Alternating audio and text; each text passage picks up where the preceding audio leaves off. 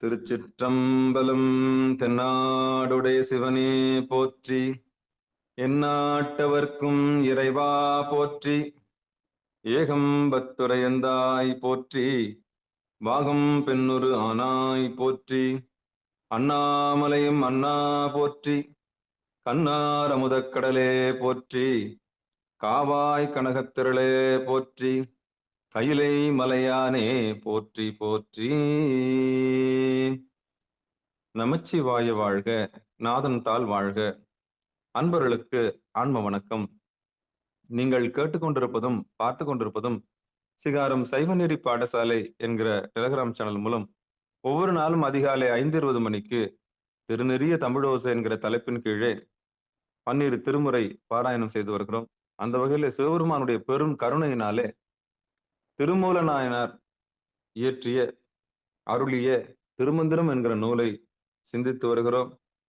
பாராயண முறையில் அல்லாமல், பதிக முறையில் அல்லாமல் பாடலை சிந்தித்து, அதாவது ஓரளவுக்கு அதனுடைய அர்த்தங்களை, உள்ள அர்த்தங்களை புரிந்து கொண்டு ஒரு நாளைக்கு 2 பாடல் அல்லது ஒரு பாடலோடு நிகழ்ச்சியை நடத்தி வருகிறோம்.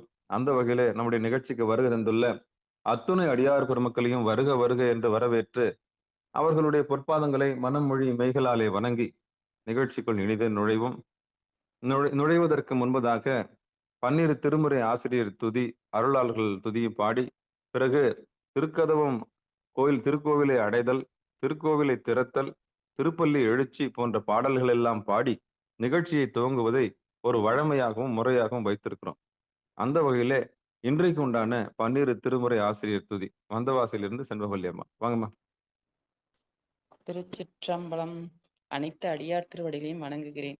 12 திருமுறைகளை அருளிய அருளாளர்கள்: திருஞான சம்பந்தர், வாகீசர், சுந்தரர், திருவாத ஊரர், மற்றை திருமாளிகை தேவர், சேந்தனார், கருவூரர், தெல்லு பூந்துருத்தி நம்பி, வருணான கண்டர், ஆதித்தர், வேணாட்டடிகள், வாய்ந்த திருவாலி அமுதர், மருவு புருடோத்தமர், சேதிராயர், மூலர், மண்ணு திரு ஆலவாயார், ஒரு காரைக்காலம்மை, ஐயடிகள், சேரமான், ஒளிர்கீரர், கல்லாடனார், ஒன் கபிலர், பரணர், மெய்வுணர், இளம்பெருமானோடு ஓங்கும் மதிராவடிகளார்,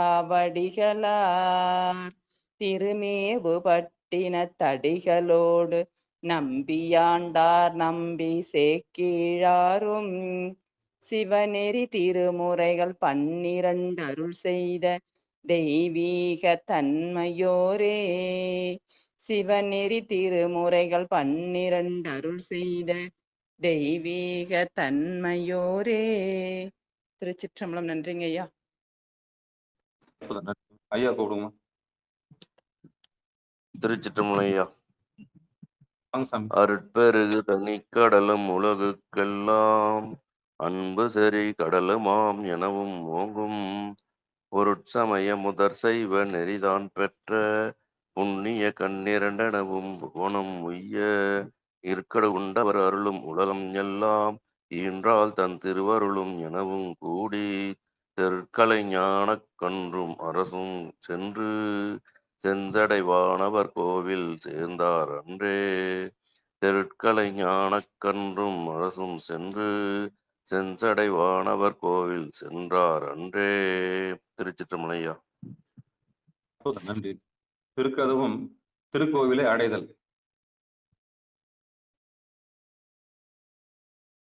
பாடிட்டாரு. திருக்கதவும் திறத்தல் எங்க தேவி அம்மா இல்லையா? ஐயா வந்துட்டேங்க. திருச்சிற்றம்பலம். அனைத்து அடியார் மக்களுக்கும் இனிய காலை வணக்கம். பெருமான் பேரானந்தத்து பிரியாதிருக்க பெற்றீர்கள், அருமான் உற்றை பின்னை நீர் அம்மா அலங்கி அரற்றாதே, திருமாமணிச்சே திருக்கதவும் திறந்த போது சிவபுரத்து திருமால் அறியா திருப்புயங்கன் திருத்தால் சென்று சேர்வோமே. திருமால் அறியா திருப்புயங்கன் திருத்தால் சென்று சேர்வோமே. நன்றிங்க ஐயா. அந்த திருத்தால் சென்று சேருவோமேன்னா நம்ம எல்லாரும் இப்போ வந்து நம்ம பொருள் நடுவில் வந்து நிக்கிறோம் இல்லையா, அதான் திருத்தால். திருக்கதவும் திறத்தல், திருத்தால் அப்படின்றது எல்லாமே பொருள் நடு தான். அங்க சாமி அனுமதிச்சா மட்டும்தான் நம்ம ஏகாந்தத்துக்கு போக முடியும். அதாவது ஏகம், பரம், நாதம், இது மூணுத்தையும் ஒன்னா சேர்த்து கூப்பிட்டா ஏகாம்பரநாதர்னு அர்த்தம். எப்படி அழகா வச்சிருக்காங்க பாருங்க. ஏகம் ஒன்றென்றது, தெய்வம் உண்டென்றது, இறைவன் ஒருவன் தான், அவன் ஏகம், அது ஏகம். அப்புறம் அது எப்படி இருக்குன்னா பரமா இருக்குது. பரம்னா பரம்பொருள். ஏகம், பரம், நாதம். அதான் காஞ்சிபுரத்துல எப்படி பேர் வச்சிருக்காங்க பாருங்க இறைவனுக்கு. ஏகம், பரம், நாதம். அப்படிப்பட்ட ஏகம், பரம், நாதம் இருக்கிற இடம் குருவுனது. அப்ப திருத்தால் சென்று சேருவோம்னா இந்த இடத்துல தான் வந்து சேருவோமே அப்படின்னு சொல்றாரு. அடுத்து திருப்பள்ளி எழுச்சி. திருப்பள்ளி எழுச்சி அம்மா, சரஸ்வதி அம்மா. சரிங்கய்யா. ஓம் நம சிவாய. விண்ணகத்தே வரும் நன்னவும் மாட்டா, விண்ணகத்தே வரும் நன்னவும் மாட்டா, விழு பொருளே உன் தொழும்படியோங்கள் மன்னகத்தே வந்து வாழச் செய்தானே, வந்திரு பேரும் தூரையாய் வழியடியோ கண்ணகத்தே நின்று களி தருதேனே, கடல் அமுதே கரும்பே விரும்பும் அடியார், என்னகத்தாய் உலகுக்கு உயிரானாய் எம்பெருமான் பள்ளி எழுந்தருளாயே, எம்பெருமான் பள்ளி எழுந்தருளாயே.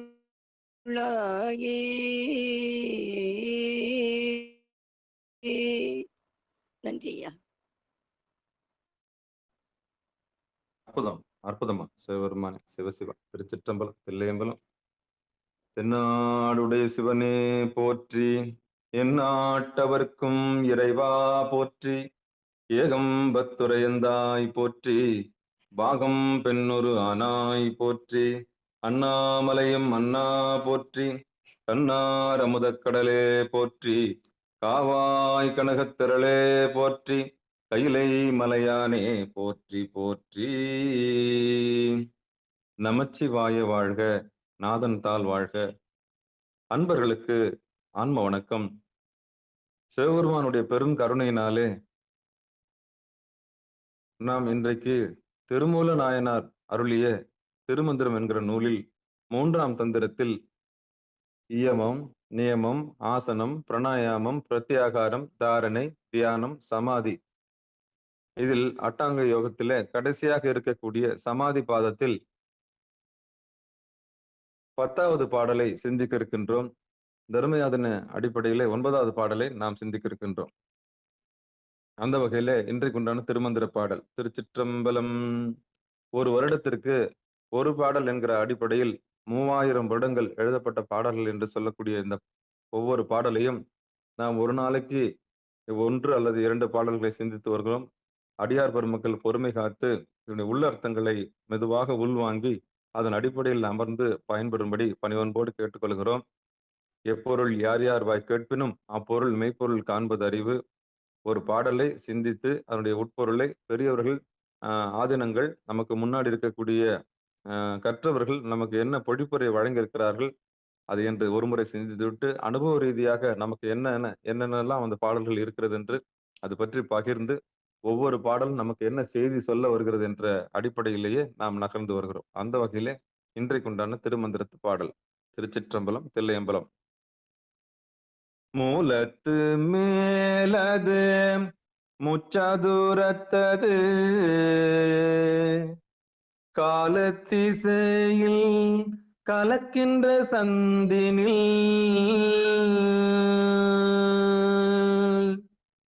மூலத்து மேலது முச்சதுரத்தது. காலத்திசையினில் கலக்கின்ற சந்தினில்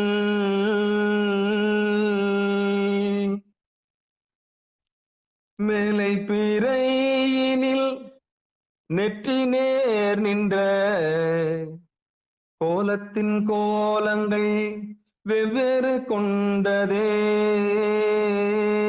மேலை பிறையினில் நெற்றி நேர் நின்ற கோலத்தின் கோலங்கள் வெவ்வேறு கொண்டதே.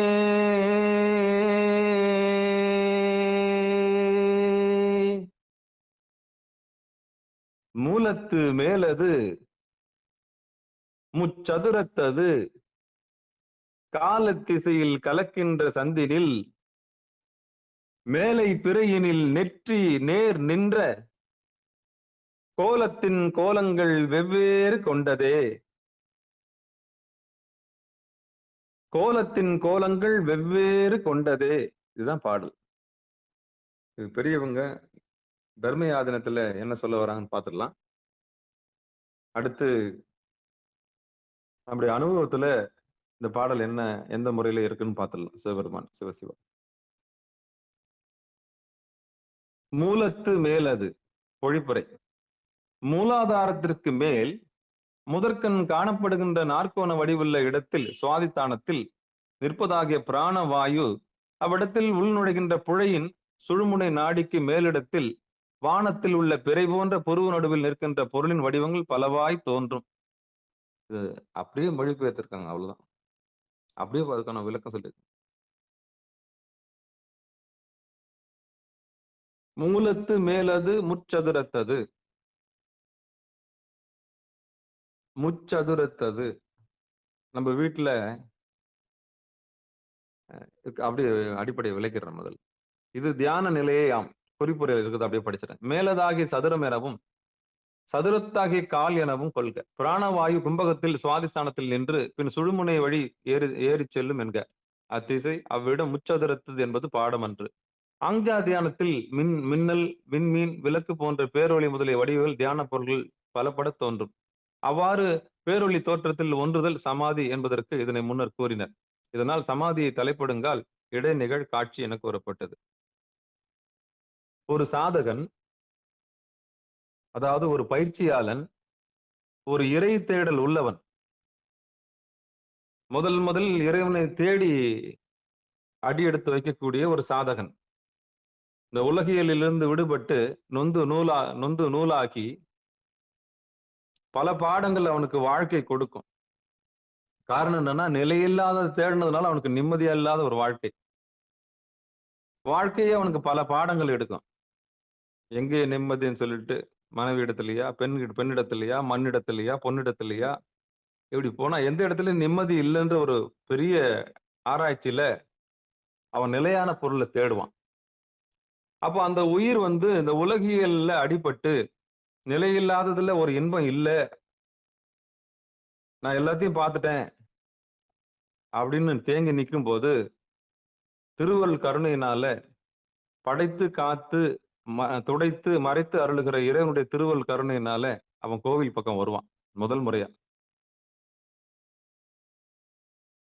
தன்னுடைய ரத்தத்தை ஊர்ல இளமையில் இருக்கும்போது இல்லைன்னு சொன்னவன், கடவுள் இல்லைன்னு சொன்னவன், ஒரு கட்டத்துல இனி நம் செயல் யாது, அதாவது நம்மளால இது முடியாதுன்ற, எப்பெல்லாம் முடியாதுன்ற எண்ணம் வந்துருதோ அப்பெல்லாம் எல்லாம் இறைவன் செயல்ன்ற அளவுக்கு வந்துருவான். அது எவ்வளவு பெரிய ஜாம்பவானா இருந்தாலும் சரி. ஒரு கட்டத்துல இது நம்மால் ஆகாது, வண்டி சாவி நம்ம கையில இல்ல, ஆணவத்தினுடைய ஆணவம், கண்மம், மாயை, இந்த மூணு நம்மள மறைச்சு என்ன பண்ணுச்சுன்னா நம்மளால எல்லாம் முடியும், எல்லாம் சாதிச்சிடலாம், எல்லாம் பண்ணிடலான்ற எண்ணம் இருந்தது. ஆனா ஒரு கட்டத்துல காலம் நமக்கு பாடம் எடுக்கும் போது மரணத்தை ஒண்ணும் பண்ண முடியாது, இயற்கையை ஒண்ணும் பண்ண முடியாது, சில விஷயங்களை நம்ம கட்டுப்பட்டு தான் ஆகணுன்ற முடிவுக்கு வரும்போது, அப்ப என் செயலாவது யாதொன்றும் இல்லை என்கிற நிலைக்கு வந்துடுறான். அப்படி வந்தவன் முதல்ல ஒரு மூட நம்பிக்கையா பார்த்த கோயில இப்ப என்ன பண்றான்? பக்தியோட போறான். எந்த வாய் முதல்ல கடவுள் இல்லன்னு சொன்னுச்சோ, அந்த வாய் என்ன பண்ணுது? நடத்துறது இறைவன் தான்ற அறிவு வந்துருது. அது எப்ப வருதுன்னா, இதுவரைக்கும் தானா நடந்த இந்த உடம்புல ஏதோ ஒரு பிரேக் நடக்கும். பிரேக் நடக்கும். ஆமா.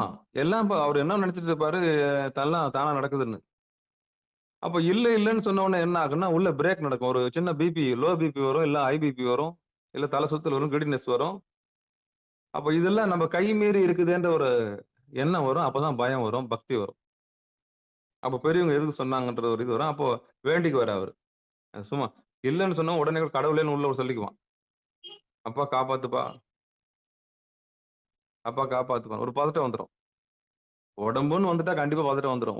உயிர் பயம் வந்துட்டாலே ஆட்டோமேட்டிக்கா பதட்டம் வந்துரும்.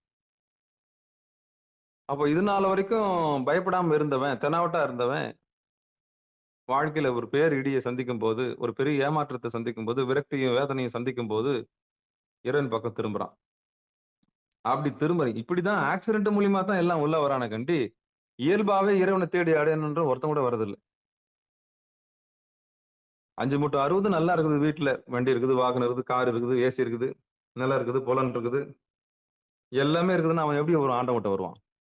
எல்லாமே நடக்குது. அப்பா ஊட்டி விடுறாங்க, அம்மா ஊட்டி விடுறாங்க. சொந்த பந்தம்லாம் கண்டா அவன் ராஜா மாரி வச்சிருக்காங்க. அவன் எப்படி தேடுவான்? தேட மாட்டான். எல்லாமே அவனுக்கு தானாவே நடந்துன்னுக்குது. எல்லாமே தானா நடந்துன்னுக்குது. ஆனா, இறைவன் அவன தடுத்து ஆட்கொள்ளணும்னு பிரியப்படுறாரு. எப்படி சொல்லுவாரு. எப்படி பண்ணுவாரு? அப்போ பொய்ன்றத நிரூபிக்கணும் அவனுக்கு. அன்பெல்லாம் பொய்யி. இங்க காட்டுற பாசம்லாம் பொய். எதுக்காக இவங்க உன்கிட்ட அன்பு காட்டுறாங்கன்ற ரகசியத்த அவருக்கு உணர்த்தும்போது, அப்போ உண்மை புரிஞ்சிடும் அவருக்கு. ஓஹோ! அப்ப நம்மள மதிக்கல. நம்ம போட்டிருக்கிற மோதிரத்த தான் மதிக்கிறாங்க.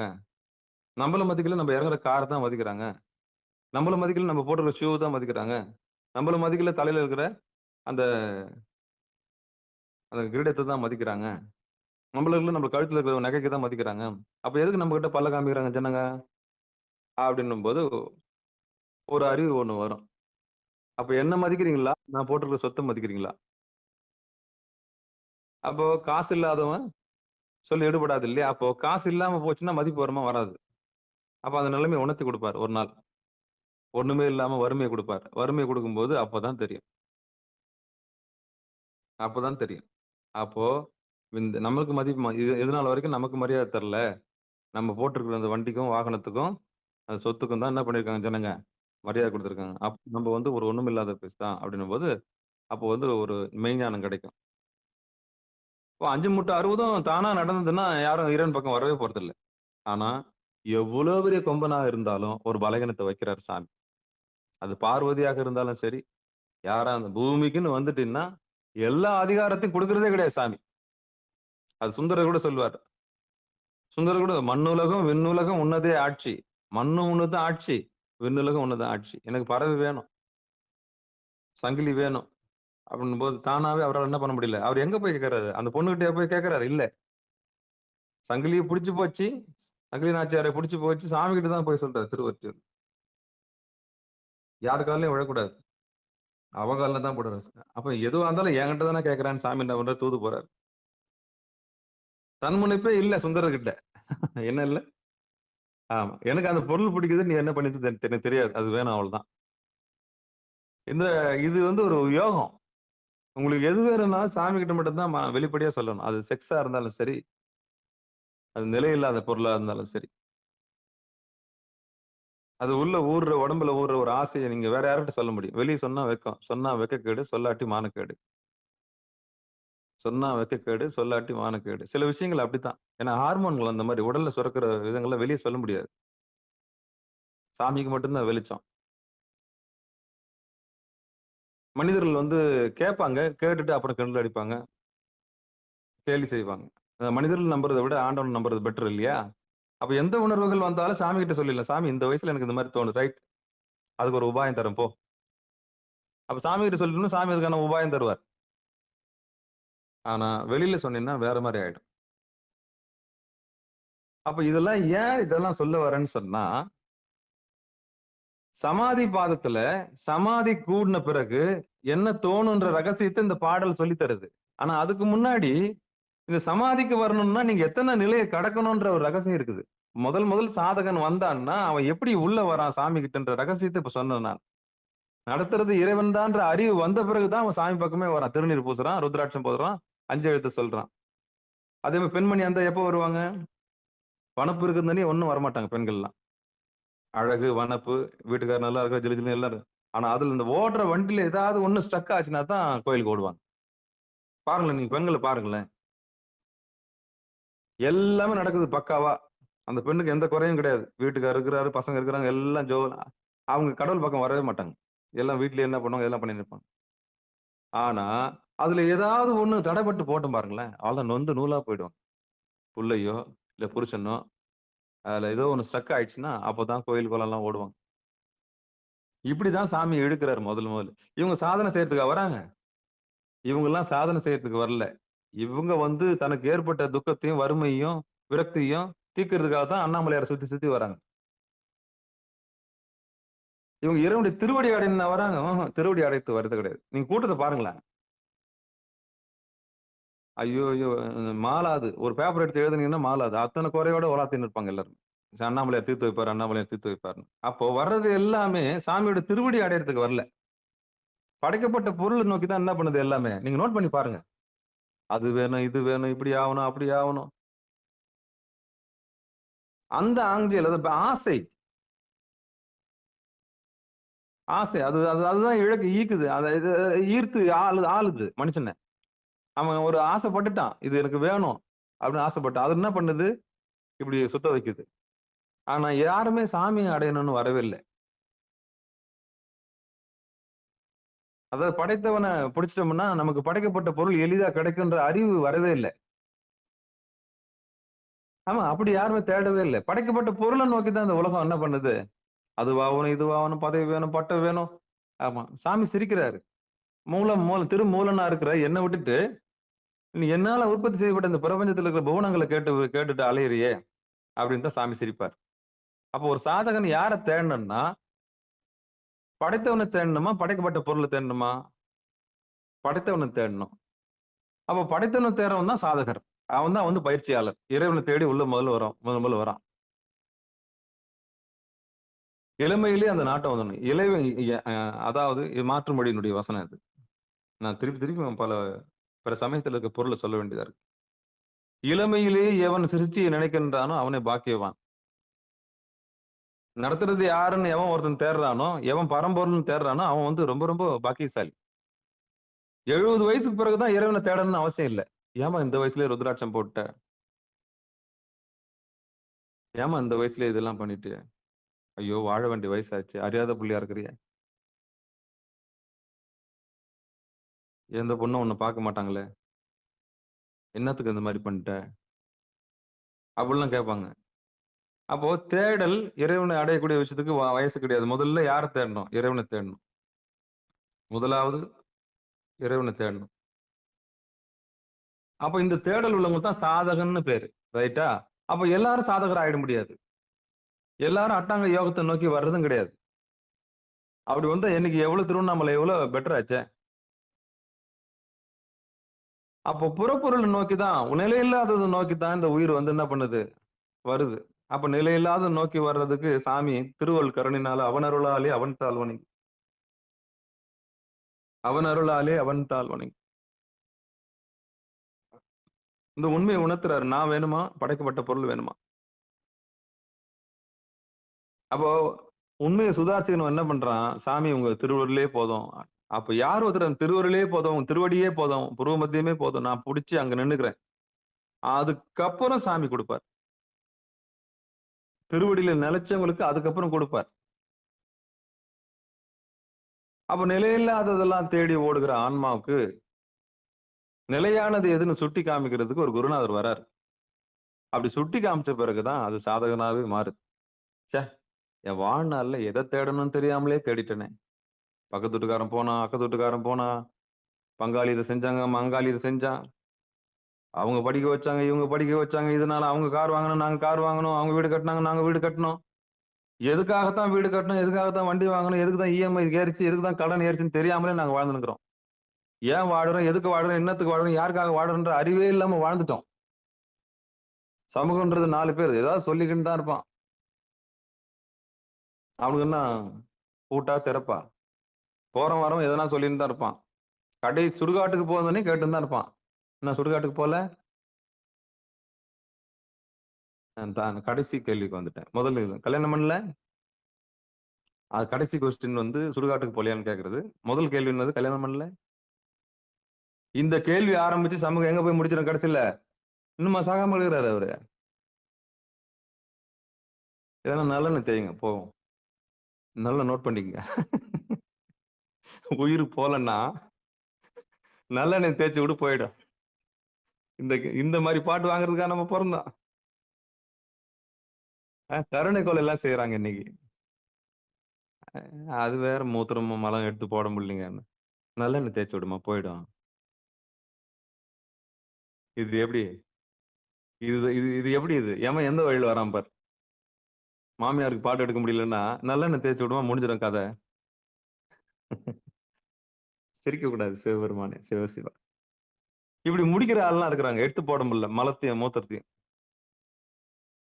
அதுக்கு பாடுபட்ட வேணாம் முடிச்சிடலாம் பாருங்க. சில பேர் இன்ஜெக்ஷனே போட்டு விட்டுறான். டாக்டர் டாக்டர் இது என்ன டாக்டர் இப்படியே நாங்க சீந்தல் ஆடுறதா? அவரு என்ன பண்ணுவாரு? அவர் தான் அந்த இன்ஜெக்ஷன் வழியா வருவாரு ஏமா பாப்பாரு. இதுக்கப்புறமா இதெல்லாம் எடுத்து போட்டு இருக்க முடியாது டாக்டர் அப்படின்னு சொல்லிட்டு புலம்புவாங்க. அவர் என்ன பண்ணுவார்? நல்லபடியா முடிச்சு வைப்பார். அப்போ நொந்து நூலாகி போய் சாக்கிறதுக்கு நம்ம வரல. நொந்து நூலாகி போய் நம்முடைய மலம் மூத்திரத்தை இன்னொருத்தர் எடுக்க விடக்கூடாது. அந்த மாதிரி நிலையே வரக்கூடாது. நேற்று இரவு கூட பேசணும் நான். சிவனுடைய அருளுக்கு ஒருபோதும் அந்த நிலை வரக்கூடாது. நம்ம மூத்திரத்தையோ நம்ம மலத்தையோ இன்னொருத்தர் என்ன பண்ணக்கூடாது? அந்த கிட்டவே வரக்கூடாது. அவ்வளவுதான். நுட்பமா இருக்கணும். எந்த காக்காவது கடைசி காலத்துக்காக அழுவுதா? எனக்கு எடுத்து போடுங்கன்னு சொல்லிட்டு எந்த பறவையாவது விண்ணப்ப வச்சு பாத்துருக்கீங்களா? இல்ல பத்திரத்துல என்ன சைன் வாங்கி வச்சிருக்குதா எடுத்து போடணும்னு? இல்லவே இல்லை. பறவைகளை பாருங்கள், அவைகள் விதைப்பதும் இல்லை, அறுப்பதும் இல்லை. திருப்பி திருப்பி மாற்று சமயத்துடைய கருத்து அவைகள் விதைப்பதும் இல்லை, அறுப்பதும் இல்லை. ஆனா அதுக்கு உண்டான தீனி கிடைச்சிருது, அதுக்கு உண்டான எல்லா விஷயமும் கிடைச்சிருது. ஆனா நம்ம தான் என்ன பண்ணுங்கிறோம்? ரொம்ப லோல் பட்டுங்கிறோம். கொல்லி போறதுக்கு ஒரு ஆள் வேணும்னு ஆசைப்படுறோம். ஆமா. கொல்லி போறதுக்கு ஒரு ஆள் வேணும். கடைசியில் நம்மள தூக்க பிடிக்க எடுக்க கொள்ள ஒரு ஆள் வேணும். திருவடியை இறுக்கி பிடிச்சிட்டீங்கன்னா உங்களுக்கு எங்க இருந்தாவது ஆள் வரும். நல்லா நோட் பண்ணிக்கங்க. எனக்கு ஆள் இல்ல அப்படின்னு நினைக்க கூடாது. அப்போ ஒரு சாதகன் எப்படி வர்றான்னு சொன்னா, நிலையில்லாத பொருளை தேடி உள்ள வர்றவன் அவனுக்கு நிலையான பொருள் எதுன்னு குருநாதர் மூலியமா தெரிஞ்சிச்சு. நிலையான பொருள் எதுன்னு தெரிஞ்ச பிறகு அவன் சாதகனா மாறுறான். அவன் தான் தேடல் உள்ள ஒரு உயிரா மாறுது. அந்த தேடல் உள்ள உயிருக்கு சாமி குருநாதரா வந்து என்ன பண்றாரு? அவன பக்கம் திரும்ப. இதுக்கு பேர் தடுத்து ஆட்கொள்ளுதல்னு பேர். இதுக்கு பேர் தடுத்து ஆட்கொள்ளு. தடுத்து ஆட்கொள்ளுதல்னா என்ன? நிலையில்லாத பொருள்ல ஓடுகிற உயிர்களை தன்பால் ஈர்த்து என்ன பண்றாரு? அவன் அருளாலே அவன் தாள் வணங்கி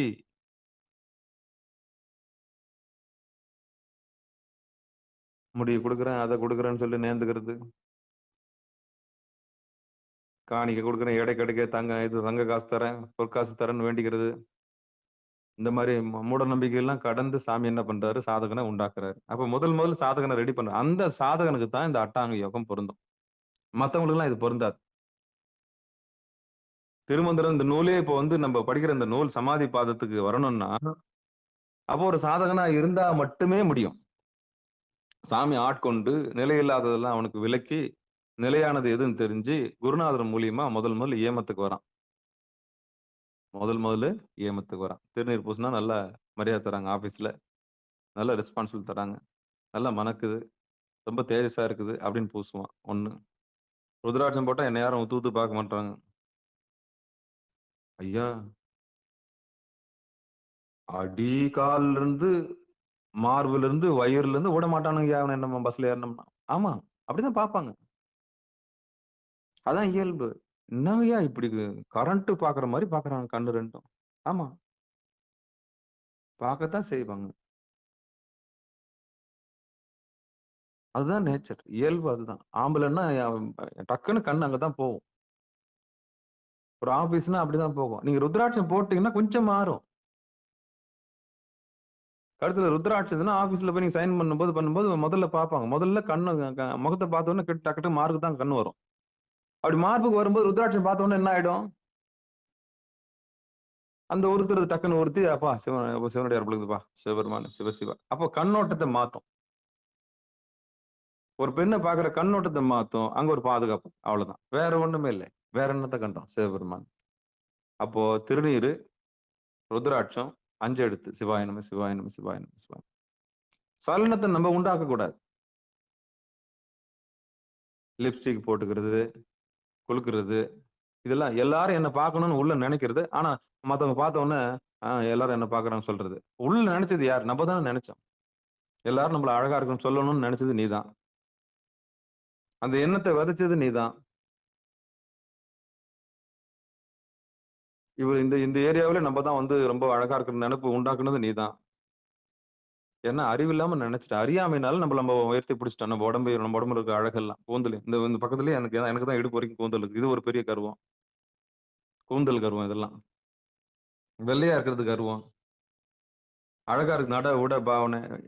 இந்த அக்கா மாதிரி யாரும் புடவை கட்ட மாட்டாங்கன்ற ஒரு கர்வம். ஐயோ ஐயோ எதுக்கெல்லாம் கர்வம்னு வரும். எல்லாத்துக்குமே கர்வம் ஆயிடுச்சு. கொஞ்சம் பாராட்டிட்டா போதும் பெண்களை. முடிஞ்சே போச்சு கதை கந்தல்.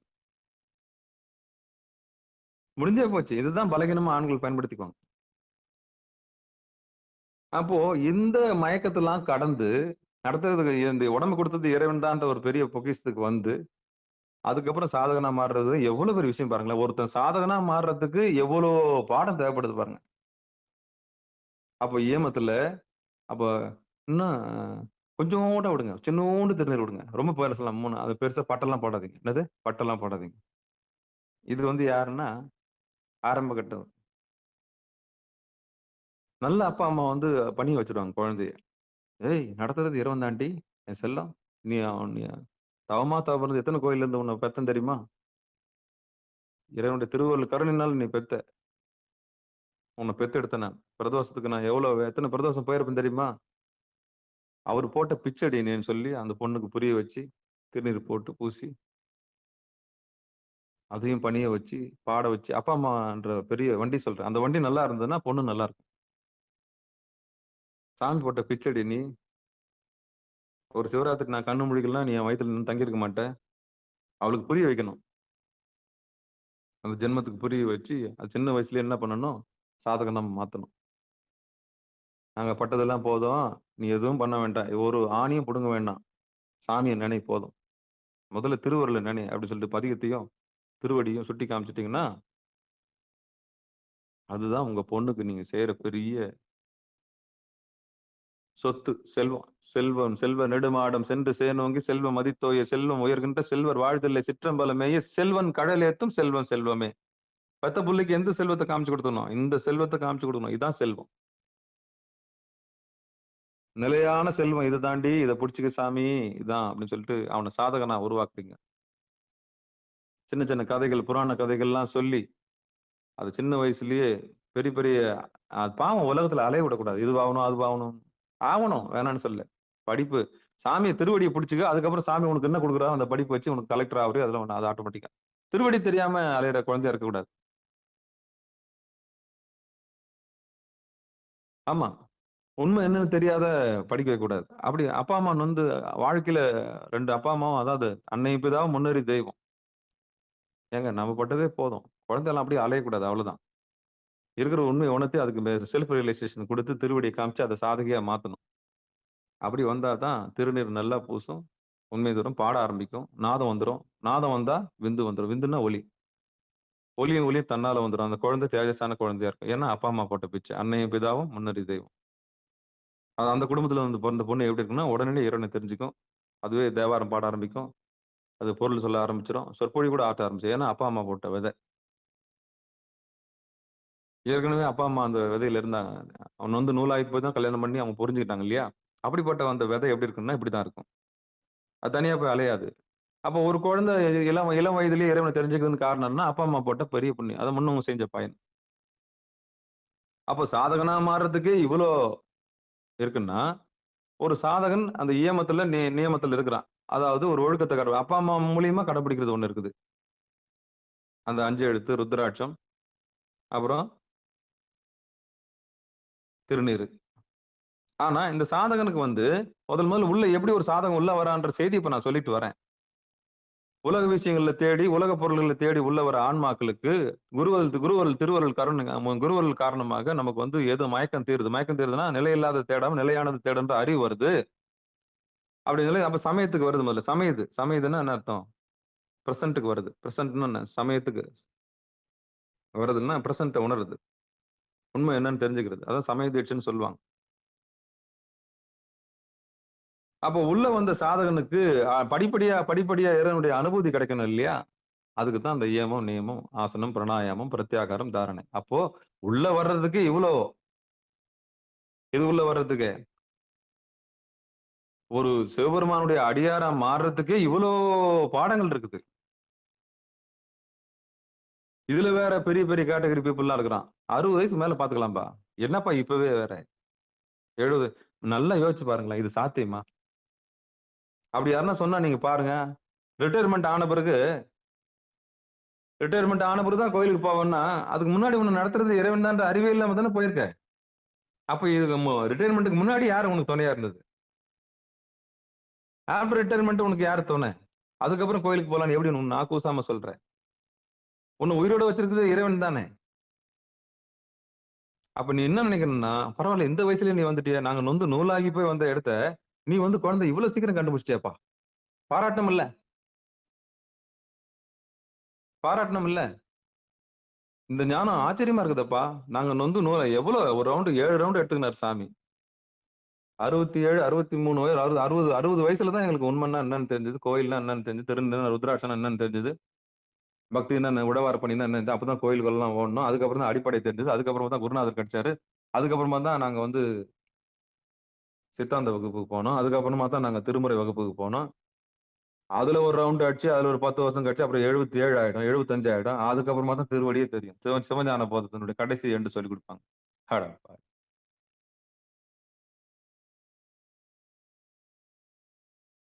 எப்படா 75 வயசுலயா? 75 வயசுலயா செல்ஃப் ரியலைசேஷனுக்கு வரீங்க? நல்ல பெத்தவங்க என்ன பண்ணுவாங்கன்னா, நல்ல பெற்றோர்கள் உடனே புள்ளை எப்படி அலையலாம் 60 வயசுல, டேய் நடத்துறதே இறைவன் தான்டா. நடத்துறதே இறைவன் தான். அவனுக்கு மிஞ்சின தான் எல்லாமே. அவனுக்கு மிஞ்சின இறைவன் தான் ஃபர்ஸ்ட். ஏக இறைவன் தான் முதல்ல. மத்தது எல்லாம் போஸ்டிங். எல்லா போஸ்டிங் அதான். அப்ப இறைவனை தவிர மத்தது எல்லாமே வேஸ்ட் தான். உனக்கு சத்து வேணுமா? அசத்து வேணுமா? உனக்கு சத்து வேணுமா? அசத்து வேணுமா? அப்ப நம்ம குழந்தைங்களுக்கு முதல்ல சத்தை கொடுக்கணும். சத்துன்னா இறைவன். உயிர். உயிர் உள்ளது எதுவோ அதை காமிச்சு கொடுக்கணும். உனக்குள்ள ருத்ரமா இருக்கிறது இறைவன் தான். அதான் பூணூல் கல்யாணம். அதான் காயத்ரி மந்திரம். ஆமா. பூ பெய்துதல் அப்படின்னு சொல்லிட்டு நம்ம சத்திரத்துல விழாலாம் வைக்கிறோம். அதே மாதிரிதான் இது. சமைஞ்சிட்டாங்கன்னு வைக்கிறாங்க இல்லையா? அது மாதிரிதான். இறைவனை தெரிஞ்சுக்கிட்டாங்கன்றது கூட ஒரு சந்தோஷமான செய்தி தான். தீட்சையே ஒரு கொண்டாட்டம் தான். நிலையில்லாததை விட்டு நிலையான பொருளை அந்த பொருள் தெரிஞ்சுக்குது இல்லையா? அதான் சமய தீட்சை. அப்புறம் விசேட தீட்சை, சிவ தீட்சை, அப்புறம் நிர்வாண தீட்சையில போய் முடியுது ஒவ்வொரு தீட்சையும். குருநாதருடைய அருள்னால. அப்போ இந்த பாடல் சமாதி பாதத்துல 9வது பாடலா வந்திருக்கு. இந்த பாடலை தெரிஞ்சுக்கணும்னா ஒரு சாதகன் மயக்கத்திலிருந்து மீண்டிருக்கணும். எந்த மயக்கத்துல இருந்துன்னா, உலக பொருள்கள் மேல வச்ச மயக்கத்துல இருந்து நிலையில்லாததை விட்டு நிலையானதை தேடுறவனா இருக்கணும். அவன் இறை தேடல் உள்ளவனா இருக்கணும். பசி உள்ளவனா இருக்கும். தேடல் உள்ள உயிரா இருக்கணும். அந்த உயிருக்கு தான் குருநாதர் என்ன பண்றாரு? பரவாயில்ல, சுதாரிச்சுட்டான் குழந்தை. அந்த சாதகனுக்கு தான் இயமம் தேவைப்படுது, நியமம் தேவைப்படுது. அதுக்கப்புறம் ஆசனம் கிடைக்குது. ஆசனத்துல எஞ்சான் உடம்புல இந்த உடம்பை ரட்சிக்கிறது எதுன்னு பாக்குறான். அப்ப மூக்க மூடணும்னா அவன் கதையே முடிஞ்சு போகுது. மூக்கையும் வாயை மூடணும் கதை. அப்போ போறது இறைவன்ற அறிவு வருது. அதான் பிராணாயாமம். இதெல்லாம் பிராக்டிக்கல் நான் பேசுறது. இதையே கிளாஸா எடுத்து பல லட்சங்களை சம்பாதிக்கிற, கோடிக்கணக்கில் சம்பாதிக்கிற நிறுவனங்கள்லாம் இருக்குது. இப்ப நான் அடியன் பேசுறது. ஆனா உண்மையை சொல்லி தர மாட்டான். கடைசி வரல மதுல சுத்த விடுவானா கண்டி. ஃபீஸ்லாம் எகிறிடும். நிறைய ஃபீஸ் எகிறிடும். அந்த யோகம் சொல்லித்தரேன், இந்த யோகம் சொல்லித்தரேன், குண்டலினி எழுப்புறேன், உங்களுக்கு அதை எழுப்பி தரேன், இதை எழுப்பி தரேன், இந்த மந்திரம், இந்த பீஜ மந்திரம், அந்த பீஜ மந்திரம், இதுக்கு ஒரு பீஜ மந்திரம், அதுக்கு 6 இதழ், இதுக்கு 7 இதழ், தொப்புள்ள உங்களுக்கு ரெடி பண்ணி தரேன். அதுக்கப்புறம் மணிப்பூரகத்தை எழுப்புறேன். அப்புறம் அநாகதத்தை ரெடி பண்ணி தரேன். ஆனா இன்னைக்கு உலகம் அவனைத்தான் நம்புது. நம்ம அப்படித்தானே ஏமாறுவோம். அப்படித்தானே ஏமாறுவோம். ஏமாந்தா தானே நமக்கு அது பெரியது. உங்களுக்கு குண்டலினி எழுப்புறேன், அங்க எழுப்புறேன், இது பண்ண அப்புறம் வந்து விசித்து ரெடி பண்ணி தரேன். புருவமத்தில 2 இதழ் இருக்குது. உங்களுக்கு ரெடி பண்ண சகஸ்ரகாரத்துல 1000 தாமரை இருக்குது. வாங்க 1000 இதழ் கொண்ட தாமரை இருக்குது. அதெல்லாம் சுத்தி இது பண்ற மந்திரத்துல உங்களுக்கு ரெடி பண்ணி தரேன். அப்புறம் யாகத்துல என்ன பண்ணுவோம்? அவ்வளவுதான். அப்புறம் கலசத்தை கொடுத்து அமுச்சு விட்டுருவான். கலசத்தை கொடுத்து அமுச்சு விட்டுருவான். ஃபீஸ் வந்து எகிரி போயிருக்கும். 50,000க்கு மேல, 60,000க்கு மேல. ஏன்னா ஒவ்வொரு சக்கரத்துக்கும் ஒரு காசு வாங்குவான். இந்த கூத்தை நான் எங்க போய் அடிச்சுக்கிறது? இது எங்க சொல்லி அழுவுறது? நல்லா பழகி தெரிஞ்சவங்க. நம்ம தான் இழிச்ச வாய். அவனை தானே நம்புது. அவன அதான் சொல்ல கசாப்பு கடைக்காரனை தான் அந்த ஆடு என்ன பண்ணுமா? நம்பும். அது மாதிரி தான் மனிதர்கள். தோற்றத்தை வச்சு ஏமாந்துறது. பார்க்கறதுக்கு நல்லா வெள்ளையா இருந்தாருங்கன்னு சொல்லிடுறது. முடிஞ்சு போச்சு கதையே. அவர் உள்ள பக்குவப்பட்டவரா? சாதகம் பண்ணியிருக்கிறாரா? இல்ல தவம் பண்ணியிருக்கிறாரா? அவருக்கு நிலை இல்லாதது எதுன்னு தெரியுமா? நிலையானது எதுன்னு தெரியுமா? அவர் உண்மையிலேயே இறைவனை சேர்ந்தவர் தானா? திருவடியில தவத்துல இருக்கிறவரா? உண்மை என்னன்னு தெரிஞ்சவரா? அப்படின்னு பார்க்கிற அறிவு நமக்கு இல்லையே. நல்லா இருந்தாருங்க. திருநீர் பூசிந்தாருங்க. அவ்வளவுதாங்க. முடியெல்லாம் சடையெல்லாம் போட்டுருக்குங்க. அவர்கிட்ட தான் அதுதான் போகணும். டேய் தலை வாரணும்னா முடி சடை பிடிக்கதான்டா செய்யும். சடா முடி இருக்குன்னா அவர் பெரிய ஆள் ஆயிடுவாரா? காவி துண்டு கட்டினவன்லாம் பெரிய ஆள் ஆயிடுவானா? அப்படி போன திருவண்ணாமலை இருக்க எல்லாரும் பெரிய பெரிய மேதையா இருப்பானே, ஞானியா இருப்பானே? இல்லையே. ஏன் பிச்சை எடுக்கிறான்? எதுக்கு காவி துணி கட்டிக்கிறான்? சடாமுடி வந்தவன்லாம் ஞானின்னு சொன்னா அவன் ஏன் போய் இறந்துடணும்? சில விஷயங்கள்ல போய் ஒண்ணு ஒரு மாதிரி இருக்கிறான். அதெல்லாம் பார்த்து பயந்துடக்கூடாது. சடாமுடி வச்சவன மொத்த திருநீரும் பூசிக்குவான். மொத்த திருநீர் உடம்புள்ள. மத்தவங்களை இழுக்கிறதுக்கு பண்ற கூத்து இதெல்லாம். நாள் ஃபுல்லா உட்கார்ந்து இருக்கிறது. 150 ரூபா தேர்னவொன்னு சரக்கு வாங்கி சாப்பிடுறது. நைட்ல போனா அந்த கூத்து பார்க்கவே இல்லை. கொடுமையா இருக்கும். அண்ணாமலையாரே வாப்பா அருணாச்சலம் அருணாச்சலம்னு கூப்பிடுவான். நீங்க போனீங்கன்னா அருணாச்சலம்னு கூப்பிடுவான் உங்களை. அவனுக்கு தேவை கோட்ரு. இப்படி இழிவான ஒரு கூட்டமும் இருக்குது. இவங்களாம் சாதகர்களா? இவங்க சாதகர்கள் கிடையாது. இவங்களாம் பாதகர்கள். இன்னும் கேட்டா கஞ்சா அடிக்கலையா? சிவபானம் வச்சிருக்கலையான்னு கேட்பான். வச்சிருக்கீங்க? வச்சிருக்கீங்களா? அதனால என்ன வச்சிருக்கீங்க? அவன் கேட்பான். வச்சிருக்கீங்க? என்ன வச்சிருக்கீங்களான்னு. அது நம்மளது சிவபானம் வச்சிருக்கீங்க? அட பாவி! என்ன அப்படி நோண்டி நோண்டி நம்மள கேட்கறான்னு பார்த்தா நம்மளே பார்க்க போறோம்னு நினைச்சிட்டான் நம்மளுக்கு. ஐயா வச்சிருக்கிறீங்க? பர்வதமலையில. ஐயா வச்சிருக்கிறீங்க? என்னடா வச்சிருக்கிறீங்க? நம்ம ஐட்டம் வச்சிருக்கிறீங்க? எனக்கு ஒண்ணும் புரியல. நம்ம ஐட்டம் வச்சிருக்கீங்க. நம்ம ஐட்டம்னா என்னடா? கஞ்சா வச்சிருக்கீங்க? எனக்கு அப்படியே தூக்கி வாரி போட்டுடுச்சு. அடப்பாவி நம்ம ஐட்டம்னா சிவன் ஐட்டங்க ஐயா அப்படின்றான். இன்னைக்கு சமூகம் இப்படிதான் போயினுக்குது. நம்ம ஐட்டம் இல்லையா? சிவன் ஐட்டம். அதுக்கு பேர் சிவன் ஐட்டமா?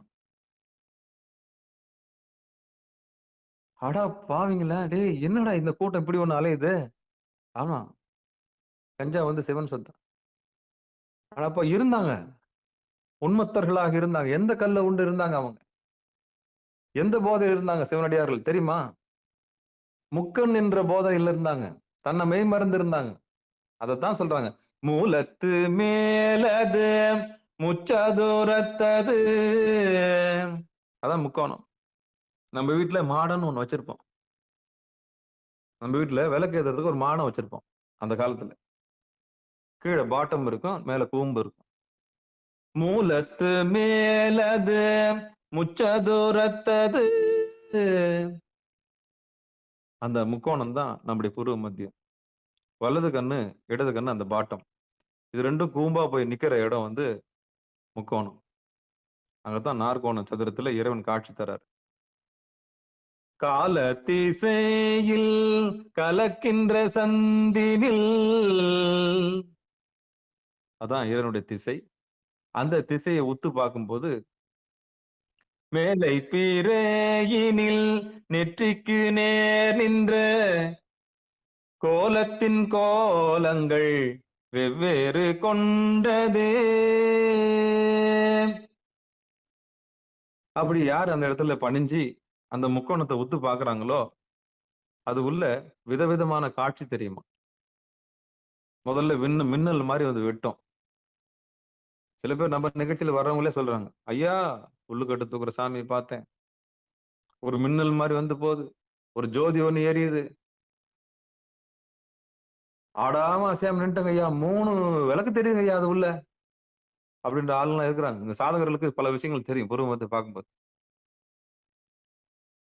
ஏன்னா ஆரம்ப கட்ட சாதகர்கள் சொல்றாரு, மூலத்து மேலது முற்றாதூரத்தது காலத்திசையில் கலக்கின்ற சந்தினில் மேலை பிறையினில் நெற்றிக்கு நேர் நின்ற கோலத்தின் கோலங்கள் வெவ்வேறு கொண்டதே.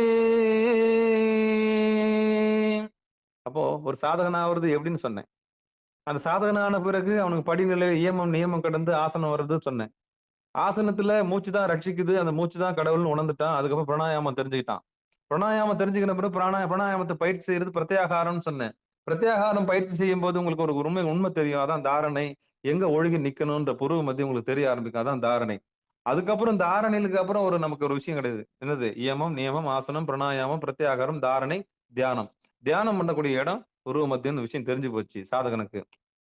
அப்போ ஒரு சாதகனுக்கு தான், ஒரு ஒழுக்கம் உள்ளவனுக்கு தான், ஒரு அன்புள்ள அடிப்படையில உள்ள ஒரு தேடல் உள்ள உயிர்களுக்கு தான் இந்த அட்டாங்க யோகம் பொருந்தும். இறைவனை அடையணுன்ற ஏக்கம் உள்ள உயிர்களுக்கு மட்டுமே இந்த திருமந்திர நூல் பொருந்தும்.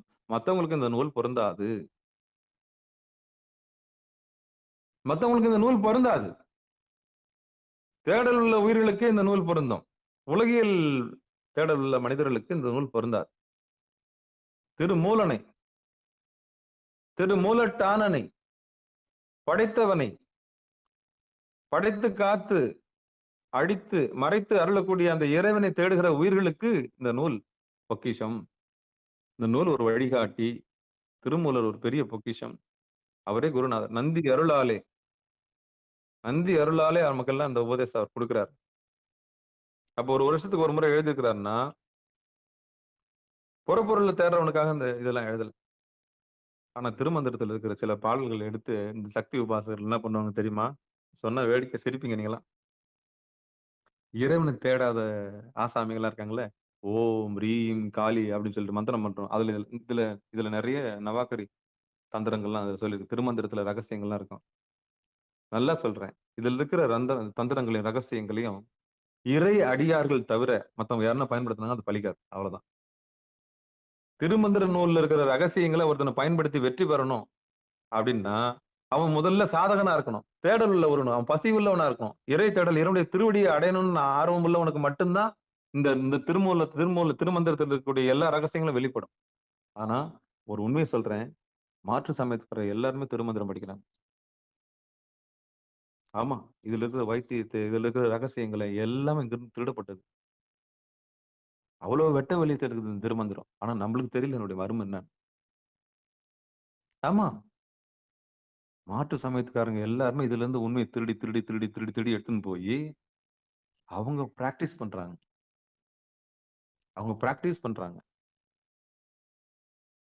பிராக்டிஸ் பண்ணி உண்மையை உணர்ந்துறாங்க. ஆனா சவுடால் அடிக்கிறாங்க. அவங்க சமயம் தான் பெருசுன்னு. நம்ம ஓப்பனா இருக்கிறோம். நம்ம ஓப்பனா இருக்கும். எங்க வேணாலும் யார் வேணாலும் திருமந்திரத்தை வாங்கிக்கலாம். காப்பிரைட் நம்ம கிட்ட கிடையாது. ஏன்னா பொது நூல் அது. எல்லா சமயத்துக்காரும் படிக்கிறான். திருக்குறள் எல்லாரும் பொதுமறைன்ற மாதிரி திருமந்திரமும் ஒரு பொதுமறை தான். இதுல இருக்கிற ரகசியங்கள்லாம் தெரிஞ்சு வெட்ட வெளியில சொல்லிட்டாரு அவர் திருமூலர். இத படிச்சு தேடிதான் என்ன பண்றானுங்க மாற்று சமயத்துக்காரன் தன்னுடைய சமயத்தை என்ன பண்றான், இது பண்றான். இப்ப புரியுதா? அவன் ஃபாலோ பண்றான், நம்ம ஃபாலோ பண்ணல. சரி, அப்ப அந்த அவனுக்குலாம் இது ஒத்து வருமானா எப்போ ஒத்து வரும் தெரியுமா? அன்பு, அடிப்படையில கருணை, இரக்கம், ஒழுக்கம் இல்லாதவங்களுக்கு இந்த நூல் பயன்படாது. சாதகனுக்கு தவிர சாதகம் அல்ல சாதகம் அதாவது இறை தேடல் உள்ளவனுக்கு மட்டுமே திருமந்திரம் பயன்படும். இறை தேடல் அல்லாத படைக்கப்பட்ட பொருளை நோக்கி போறவனுக்கு இது பயன்படாது. நிலையில்லாத பொருளை நோக்கி போறவனுக்கு இந்த நூல் பயன்படாது. இந்த நிகழ்ச்சி வர்றவங்க கூட வடிகட்டப்படுவீர்கள். இந்த நிகழ்ச்சிக்கு வர்றீங்களே, இதுல கூட எல்லாம் வடிகட்டிடுவார் சாமி. 4 பேர் இருந்தா கூட போதும். காரணம் என்ன? இறை தேடல் உள்ளவங்க ஒருத்தன் தான் போதும். 100 பேர் 150 பேர்லாம் அந்த நிகழ்ச்சிக்கு வரணும்னு அவசியமே கிடையாது. அவங்கள வச்சு நான் என்ன பண்ண போறேன்? வேடிக்கை பார்க்கறதுக்கு வரீங்க. உண்மையிலேயே நாட்டமுள்ள உயிர்களுக்கு மட்டுமே இங்க இடம். மத்தவங்களுக்கு இந்த இடமே கிடையாது. இந்த சேனலுக்கு வாய்ப்பே கிடையாது. அங்கேயே முதல்லயே வடிகட்டுருவாங்க எல்லாருமே. இது உள்ள போனா அவன் கத்தின்னு இருப்பான்பா. அவ்வளவுதான் முடிஞ்சு போச்சு. வெறுப்பு ஒரு சலிப்பு உண்டாக்கிடுவாரு. நீங்கள் நானும் அவ்வளவுதான் தூரம் தான். அப்ப எப்போ நம்ம ரிலேஷன்ஷிப் உயரோம்னா இந்த சேனல்ல அந்த உண்மையான தேடல் இருக்கு பாத்தீங்களா? தெரிஞ்சுக்கணுன்ற ஆர்வம் அது இருக்கிற வரைக்கும் நம்ம சேனல்ல இடம் உண்டு. சாமி அதை செஞ்சு கொடுப்பாரு, பண்ணி கொடுப்பாரு. அவங்களுக்கு மட்டும்தான் இந்த சேனல்ல இடம் உண்டு. மத்தவங்க எல்லாம் கழிச்சு அவங்களே போயிடுவாங்க. நம்மளுக்கு வேலைக்கு ஆகாது. இந்த சேனல் நம்மளுக்கு வேலைக்கு ஆகாது. அவங்க பாடணும். அவ்வளவுதான் உலகத்துக்கு அவங்க கெஞ்சிக்கிட்டே இருக்கணும். உலகத்து பொருளை போய் வெளியே தேடினே இருக்கணும் அவங்களுக்கு. ஊர் ஊரா சுத்தி இருக்கணும் அவ்வளவுதான். அந்த உயிருக்கு இங்க இடமே கிடையாது. பக்குவப்பட்ட ஆன்மாக்கள் சாதகர்களுக்கு மட்டுமே இந்த சேனல் பிடிக்க ஆரம்பிக்கும். அடுத்த கட்ட நடவடிக்கை என்ன பண்ணணும்னு தெரியலையே, வாழ்நாள்ல அடுத்தது எனக்கு சொல்லி தர மாட்டாங்களா அப்படின்னு ஏங்குற உயிருக்கு இந்த சேனல் ரொம்ப பயன்படும். பஜனை பாடுறதுக்கு இந்த இடம் கிடையாது. சும்மா பாட்டு அப்படியே தொடச்சிட்டு கர்ஜித்துட்டு போறதுக்கு இடம் கிடையாது. அடுத்து என்ன செய்யணும்னு சொல்றதுதான் அந்த சேனல். திருவடி அடையக்கூடிய எல்லா ரகசியத்தையும் சொல்லி தர்றது தான் அந்த சேனல். அவங்க மட்டும்தான் சேனலோட பயணிக்க முடியுமே தவிர மத்தவங்க யாரும் இந்த சிகாரத்துல பயணிக்க முடியாது. கவலையே கிடையாது. ஒருத்தன் தேடினா போதும். கோடியில ஒருத்தன் தான் ஈஸ்வரனை தேடி வருவான். ஒருத்தன் வந்தா போதும். அந்த ஒருத்தர் வந்தா போதும். தேடல் உள்ள உயிருக்கு மட்டும்தான் அந்த சேனல் வந்து உயிர் கொடுக்கும். மத்தவங்களுக்கு எல்லாம் இது ஒரு பெரிய கர்ஜனையாவும் ஒரு மாதிரி வேஸ்ட் மாதிரி தோணும். அந்த உயிர் இதுல தங்காது. 10 நிமிஷத்துக்கு மேல கேட்காது. அதுக்கு திருவடி நோக்கம் கிடையாது. வேற ஏதோ நோக்கம். அப்ப அது போயிடும். இறை தேடல் உள்ள உயிர்களுக்கு மட்டுமே சிகாரம் வந்து மிகப்பெரிய அற்புதமா இருக்கும். வளர்த்து எடுக்கும். உங்களுக்கு காப்பாத்தி கொடுக்கும். உங்களுக்கு அரவணைப்பு கொடுக்கும். நீங்க எப்படி இறைவனை அடைன்ற எல்லா ரகசியம் சொல்லிக் கொடுக்கும். ஆனா அதை தவிர்த்து உலக பொருள் கேட்டீங்கன்னா இங்க இடமே கிடையாது. அதுக்கு இந்த இடம் அதுவும் களமும் இது கிடையாது. சரியா? அப்ப இந்த பாட்டு என்ன சொல்ல வருதுன்னா, ஒரு சாதகன் ஆன பிறகு அவன் இயமம், நியமம், ஆசனம், பிராணாயாமம், பிரத்யாகாரம், தாரணை, தியானம், சமாதிக்கு வந்துட்டு கடைசி நிலையில அவன் என்ன நிலையை அடையறான்றதுதான் ஒழுக்கம் உள்ளவனுக்கு தான் இந்த இடம். பாத்திரம் அறிந்து பிச்சை எடு. கண்டவனுக்கு கொடுக்க கூடாது இந்த ரகசியத்தை. கண்டவனுக்கு தெரியவே கூடாது. ஒழுக்கம் இருக்கா? அன்பு இருக்குதா? கருணை இருக்குதா? இவன் வச்சு காப்பாத்துவானா? சாமி பேர் சொல்லுவானா? இல்ல நன்றி மறந்து வருவானா? நன்றி கெட்டவனா மாறிடுவானா? சுயத்தம்பட்டம் அடிப்பானா? தன்முனைப்பு வந்துடுமா? இன்னைக்கு ஏறின ஏனியே காலால உதைக்கிற காலம். ஏறின ஏனியே காலால உதைக்கிற காலம் இது.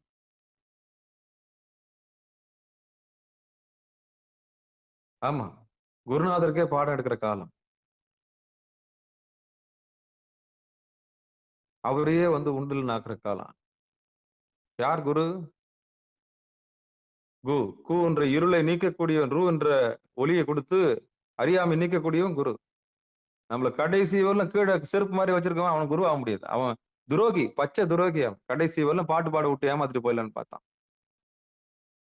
தப்பு இல்ல அது. உண்மை தெரிஞ்சு நீ மறைக்கிறிய. உன் குருநாதர் ஒண்ணு சொல்லி கொடுத்தாருல்ல, நீ மட்டும் உண்மை தெரிஞ்சுக்கணும்ல. பாவம் இல்ல? பாட விட்டு வேடிக்கை பார்த்தியே. உண்மையை சொல்லாமலே மறைச்சிட்டியாடா பாவி. உனக்கும் விபச்சாரம் பண்றவனுக்கு என்ன வித்தியாசம் இருக்கு? உனக்கும் சாமி வச்சு வியாபாரம் பண்றவனுக்கு என்ன வித்தியாசம் இருக்குது? கொஞ்சம் கூட ஈவு இறக்கம் இல்ல? இந்த உயிர் அலையுது. வா உனக்கு உண்மை சொல்லு. வா என் செல்லம், வாடி என் செல்லம். எங்க அலையிற? வா. ஒரு கட்டி பிடிச்சி தலையை தோடி அந்த உச்சி மோந்து போதும், நீ அலைஞ்சது போதும் வா அப்படின்னு சொல்ற தகுதி இல்லாத போயிட்டே நீ. இப்ப புரியுதா? சிவாச்சாரியா இருக்கும், சிவனடியா இருக்கும். சிவாச்சாரி யார் உண்மையான சிவாச்சாரி? இந்த அரவணைப்பு அன்பு இல்லாதவன் சிவாச்சாரியர் இருக்க முடியாது. அடிப்படையில் அன்பு இருக்கணும், அவருக்கு ஒழுக்கம் இருக்கணும். அவர் அடி அடைஞ்சவரா இருப்பாரு. அவர்கிட்ட போனா ஒரு கருணை இருக்கும். வேதம் பார்க்க மாட்டாரு, ஜாதி பார்க்க மாட்டாரு, எதுவும் பார்க்க மாட்டாரு. உள்ள நுழைஞ்சியா அதுக்கு பக்குவப்பட்ட உயிருக்கு அதுக்கேற்ற மாதிரி பேசுவார். வா நீயும் வா, மேல வா. நீ எங்க பிறந்த, நீ என்ன ஜாதி என்ன ஒரு வாடா, அப்படித்தான் சொல்லுவார் அவர். ஏன்னா சிவாச்சாரியர் அவர். எந்த பேதமும் பார்க்காத சூரியனை போல இருப்பார். அவர்தான் சாதகனை ரெடி பண்ணி விடுவார். அப்போ தெரிஞ்சும் ஒருத்தன் மறைக்கிறான்னா அவனுக்கு நோய் வந்துடும். இல்லாத நோய் ஏன் அவனுக்கு வருது? ஆச்சாரத்துல இருக்கிற உனக்கு ஏன்டா நோய் வருது? நீ எங்கேயோ மறைச்சிட்ட, துரோகம் பண்ணிட்ட. உனக்கு தெரிஞ்சது யாருக்கும் நீ சொல்லல. ஏங்கன உயிர்களுக்கு நீ துரோகம் பண்ணிருக்கிற. அதனாலதான் நோய் வருது. சாமி பாக்குறாரு, உனக்கு கொடுக்கப்பட்டதை கொடுங்கள், உங்களுக்கு கொடுக்கப்படும். இது மாற்று சமயத்தினுடைய வசனம் தான். தட்டுங்கள் திறக்கப்படும், இது மாற்று சமயத்தினுடைய வசனம் தான். கேளுங்கள் உங்களுக்கு கொடுக்கப்படும், இது மாற்று சமயத்தினுடைய வசனம் தான். மொழிபெயர்த்தது நம்பால, அதனால தான் தைரியமா சொல்றேன். எவ்வளவு அழகா மொழிபெயர்த்திருக்கான் பாரு நம்பால.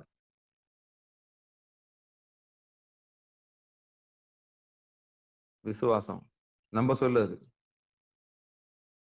பரலோக ராஜ்யம் நம்ம சொல்லு, அது மனம் திரும்புங்கள் நம்ம சொல்லு. அது இதெல்லாம் நம்ம கிட்ட இருந்து சொல்லாடலாம் எடுத்துன்னு போயிட்டு அதுக்கு மொழிபெயர்த்துட்டு அது நம்மள என்ன பண்ணுது, பெருசா பேசுனீங்க. விஷயம் புரிஞ்சுச்சா? அப்போ ஒரு சாதகனுக்கு இந்த படிக்கட்டு எல்லாம் கடந்து மூலத்துல வந்த சமாதி நிலையில இருக்கிற ஒரு சாதகன் வந்து இந்த முக்கோண சக்கரத்தை உத்து உத்து பார்க்கும்போது நெற்றிக்கு நேரே நின்று கோலத்தின் கோலங்கள்லாம் வருமா. எப்படி வருமா? மின்னல் போல ஒரு வெளிச்சம் வருமா. அப்புறம் ஒரு விண்மீன் வருமா. சாமியை உத்து உத்து பார்க்கும்போது கடைசியில ஒரு ஜோதி தெரியுமா. அந்த ஜோதி இருக்க பட்டுச்சுன்னா சமாதி பாதம் கூடிடுச்சுன்னு அர்த்தம். பல காட்சிகள் தோன்றுமா, அதுல ஏதாவது ஒரு காட்சியில எல்லா காட்சியும் தோன்றும் புருவ மத்தியில. அப்போ சாதகம் பண்றவர்களுக்கு தான் இந்த சொற்பொழிவு, இந்த நிகழ்ச்சி வந்து பொருந்தும். சாதகம் பண்ணாதவங்களுக்கு, அந்த புருவ மத்தியம் பக்கம் வராதவங்களுக்கு இந்த நிகழ்ச்சி புரியாது.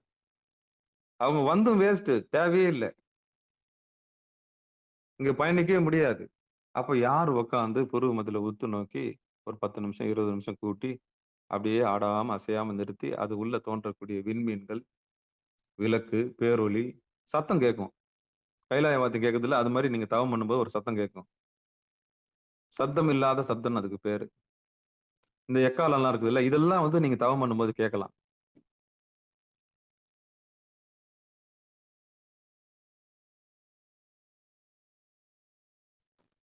அப்போ ரகசியத்தின் ரகசியம் இதுதான். சாதகனுக்காக மட்டுமே இது செய்யப்பட்டது. இந்த மந்திரம், திருமந்திரம் நூல் அடிப்படையில ஒழுக்கத்துக்கு வந்தவங்களுக்கு மட்டும்தான் இந்த நூல் பயன்படும்னு சொல்லி விகாரம் பொறுமையாக செவிமடுத்த அத்தனை உள்ளங்களுக்கும் மனமார்ந்த நன்றிகளையும்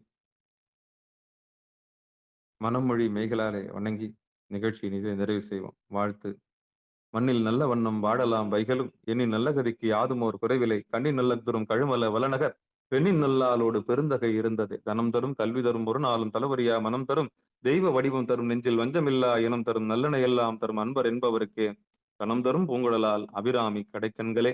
ஆறிரு தடந்தோல் வாழ்க அறுமுகம் வாழ்க வெற்பை கூறுசை தனிவேல் வாழ்க குக்குடம் வாழ்க செவ்வேல் ஏறிய மஞ்சை வாழ்க ஆனைதன் அணங்கு வாழ்க மாறிலா வள்ளி வாழ்க வாழ்க சீர் அடியார் எல்லாம் வான்மிகில் வழாது பெய்க மலிவலம் சுரக்க மன்னன் கோன்முறை அரசு செய்க குறைவிலாது உயிர்கள் வாழ்க நான்மறை அறங்கள் ஒங்க நற்றவம் வேள்வி மல்க மேன்மைகுள் சைவ நீதி விளங்குக உலகமெல்லாம். மேன்மைகுள் சைவ நீதி விளங்குக உலகமெல்லாம். மேன்மைகுள் சைவ நீதி விளங்குக உலகமெல்லாம் என்று சொல்லி நீங்கள் கேட்டுக்கொண்டிருந்ததும் பார்த்து கொண்டிருந்ததும் சிகாரம் சைவ நெறி பாடசாலை என்கிற டெலகிராம் சேனல் மூலம் ஒவ்வொரு நாளும் அதிகாலை 5:20 மணிக்கு திருநெறிய தமிழோசை என்கிற தலைப்பின் கீழே 12 திருமுறை பாராயணம் செய்து வருகிறோம். அந்த வகையில சிவபெருமானுடைய பெரும் கருணையினாலே திருமந்திரம் என்கிற நூலை, திருமூல நாயனார் அருளிய திருமந்திரம் என்கிற நூலை பாராயண முறையில் அல்லாமல் பாடல் வரிசையில் ஒரு நாளைக்கு ஓரிரு பாடல்களை சிந்தித்து நிகழ்ச்சியை சிந்தித்து வருகிறோம். அந்த வகையில இதுகாரம் பொறுமையாக கேட்ட அத்தனை உள்ளங்களுக்கும் பங்கெடுத்த அத்தனை உள்ளங்களுக்கும் மனமார்ந்த நன்றிகளையும் மனமொழி மெய்களாலே வணங்கி பொறுப்பாதங்களை வணங்கி நிகழ்ச்சியின் இதை நிறைவு செய்வோம். நன்றி, வணக்கம். திருச்சிற்றம்பலம், தில்லையம்பலம். மீண்டும் நாளை அதிகாலை சந்திக்கலாம். மீண்டும் இன்றிரவு 6 மணிக்கு திருவடி பணிதல், இந்த நிகழ்ச்சியை ஒட்டிய அந்த திருவடி குறித்து யாரெல்லாம் இந்த சாதனை செய்ய ஆசைப்படுகிறீர்களோ, பயிற்சி செய்ய ஆசைப்படுகிறீர்களோ, தனிமையில் அமர்ந்து நீங்கள் தவம் செய்ய முயலும் போது சோர்வு ஏற்படும், சலிப்பு ஏற்படும், ஒரு விதமான ஊக்கமின்மை இருக்கும். இது அடியார்கள் எல்லோரும் அமர்ந்திருக்கும் போது உங்களுக்கு ஊக்கம் தன்னால வரும். பரவால்ல. ஜீவா அம்மா உட்கார்றாங்க. பட்டம்மாள் அம்மா உட்கார்றாங்க. புனிதா அம்மா உட்கார்றாங்க.